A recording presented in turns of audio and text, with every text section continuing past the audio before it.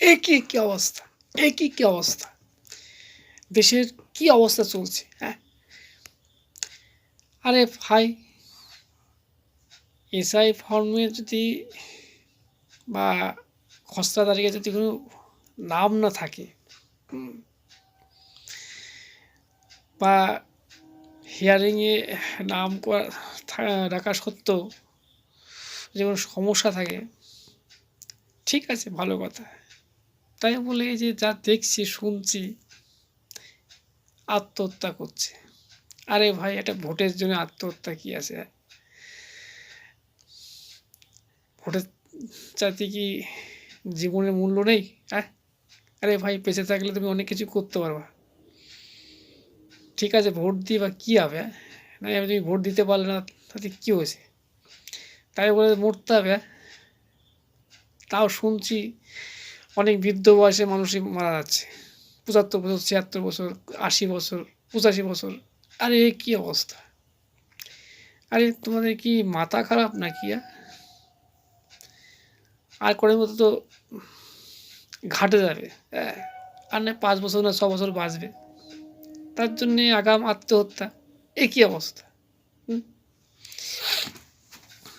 আমি বয়স্ক মানুষেরও দেখছি, আবার কিছু কিছু অল্প বয়সের মানুষও দেখছি যে হিয়ারিংয়ে নথিপত্র দেখাতে পারছে না, ওই জন্য ভোটার লিস্টে নাম তুলতে পারছে না, তার জন্য আত্মহত্যা করছে। আরে ভাই, ভোটটাই কি সম্বল?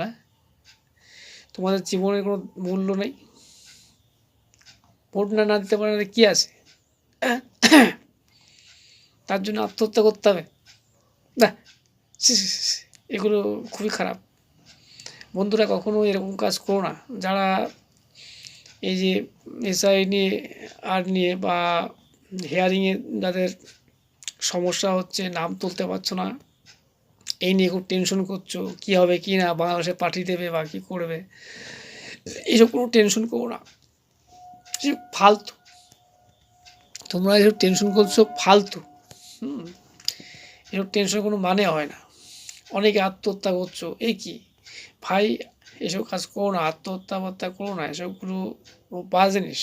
হ্যাঁ, তোমাদের জীবনের মূল্যটা সব থেকে বেশি, ভোটের মূল্য সেরকম নয়। ভোট দেবা, নেতা মন্ত্রীরা হচ্ছে ভালো থাকবে, তোমাদের কোনো কিচ্ছু হবে না। তাই বলে তোমাদের জীবনগুলো কেন নষ্ট করছো? কখনো এসব কাজ করো না। তোমরা ভালোভাবে থাকো। ভোট না হলো, লিস্টে নাম না থাকলো তাতে কী আছে?